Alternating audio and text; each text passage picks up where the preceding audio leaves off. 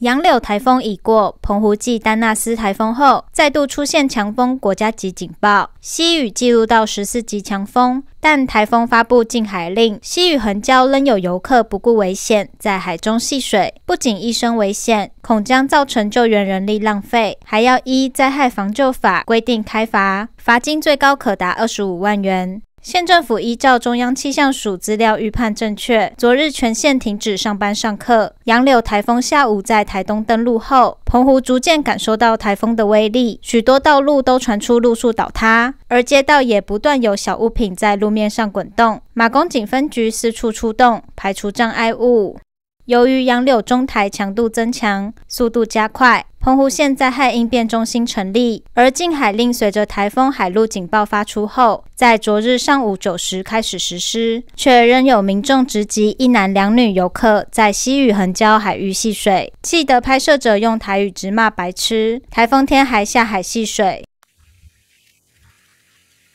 是脑子是有什么问题是不是？真的是有个体质。北七，红台梯，北七。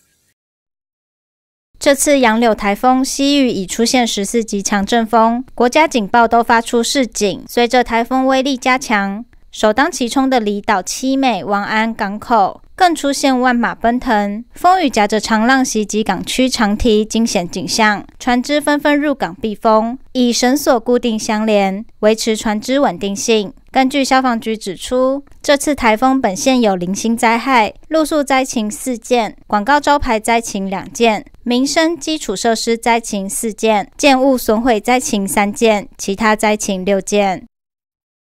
记者陈荣玉报道。